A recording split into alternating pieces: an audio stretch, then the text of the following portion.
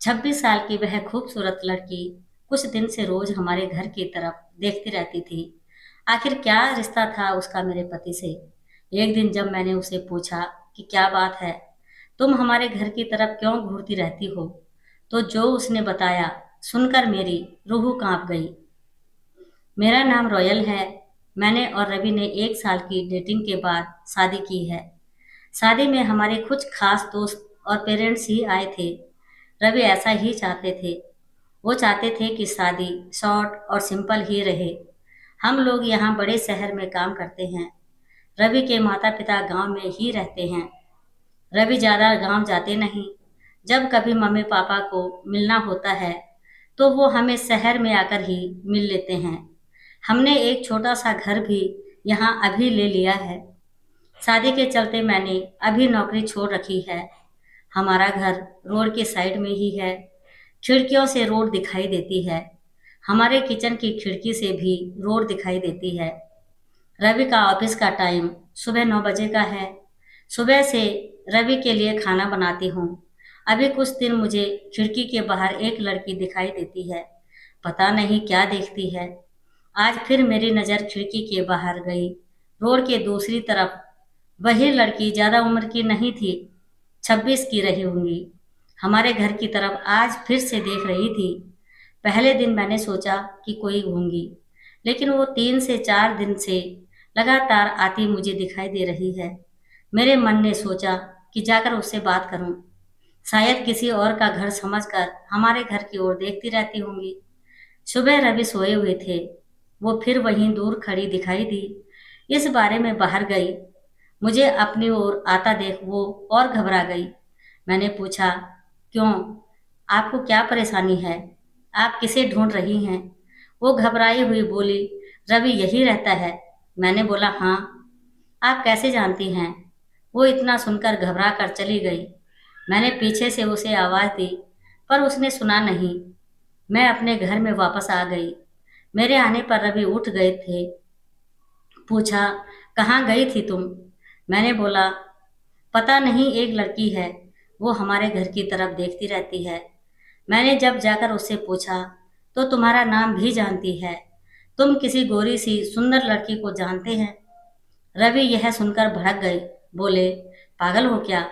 कोई कुछ भी बोलेगा और तुम मान लोगे क्या? लेकिन यह सुनने के बाद रवि के चेहरे का रंग जरूर उड़ गया था। मेरे भी दिमाग में कुछ न कुछ चलने लगा। रवि जब शाम को आए तब मैंने इस विषय में कोई बात नहीं की। अगले दिन मैं सुबह उठी तो रवि पहले से उठ गए थे। मैं किचन में गई तो किचन की खिड़की लगी हुई थी और बड़ी मुश्किल से खोलने पर खुलती थी।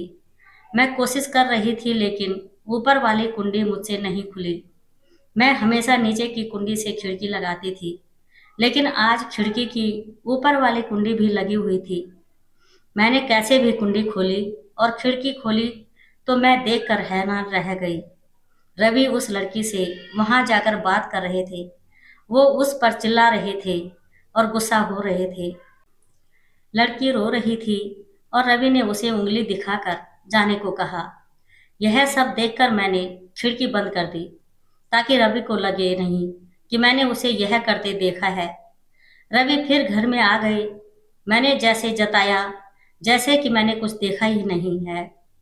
अब मुझे ना जाने कैसे कैसे ख्याल आने लगे। रवि मुझसे क्या छिपा रहा है? मैंने रवि से शादी करके कोई गलती तो नहीं की। आखिर वो लड़की कौन है और रवि उस पर इतना गुस्सा क्यों हो रहे थे? रवि के जाने के बाद मैंने रवि के सारे दोस्तों को जिन्हें मैं जानती थी उन्हें फ़ोन किया, लेकिन किसी को भी उस लड़की के बारे में नहीं पता था। मेरी समझ में नहीं आ रहा था कि क्या हो रहा है। रवि से पूछना चाहती थी, लेकिन मुझे पता था कि वो झूठ ही बोलेगा। उसके बाद मैंने उस लड़की को घर के आसपास नहीं देखा। यह सब सोचते सोचते मेरी तबीयत बिगड़ने लगी। रवि मुझे बोलता था कि क्या हुआ, अपना ख्याल रखो, डॉक्टर के पास जाओ, लेकिन अब मुझे उसकी बातें बिल्कुल अच्छी नहीं लग रही थी। एक दिन जब मेरी हालत ज़्यादा खराब हुई तो मैं ऑटो लेकर पास के बड़े अस्पताल गई। डॉक्टर से अपनी दवाई लेने के बाद मैं अस्पताल के पार्क में बैठी थी। अस्पताल में मुझे वो लड़की दिखाई दी। उसे देखते ही जैसे मेरी बीमारी पता नहीं कहाँ भाग गई। मैं उसके पास तेज चल कर गई और उसका हाथ पकड़ लिया और उसे बोला, तूने मेरी जिंदगी में उथल पुथल मचा दिया। बोल, उस दिन क्या बात कर रहा था रवि तुझसे? क्या रिश्ता है तेरा मेरे पति से? फिर उसने मुझे जो बताया सुनकर मुझे लगा कि मेरा पति ऐसा है। उसने इतनी बड़ी बात मुझसे छिपाई। शाम को रवि जब आए तब उस लड़की को अपने घर में देखकर चौंक गए। मैं भी उसके पास ही बैठी थी। रवि उसकी तरफ देखकर बोले कि अच्छा तो तूने इसे सब बता दिया। मना किया था दूर रहने को मेरी फैमिली से। मैंने बोला, रवि शर्म करो, तुम इतने कठोर कैसे हो सकते हो? अपनी सगी बहन की मदद नहीं कर रहे हो। वो लड़की संध्या थी, रवि की सगी बहन। उसने अपने पसंद के लड़के से शादी कर ली थी, इसलिए रवि और उसके परिवार ने उसके सारे रिश्ते तोड़ दिए थे। रवि ने कहा कि मेरी कोई बहन नहीं है। मैंने कहा, इसका पति अस्पताल में है, इसे रुपयों की ज़रूरत है। बहन नहीं तो इंसानियत के नाते ही तुम्हें इसकी मदद करनी चाहिए थी। और अपनी पसंद की लड़की से शादी तो तुमने भी की। फिर जो नियम इसके लिए हैं, तुम्हारे लिए क्यों नहीं हैं? मुझे पता होता तुम ऐसी सोच वाले हो तो मैं तुमसे कभी शादी नहीं करती।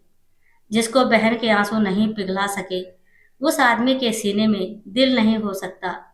इतना कहकर मैंने अंदर से अपने सारे गहने लिए और संध्या के साथ जाने लगी। जय श्री कृष्णा।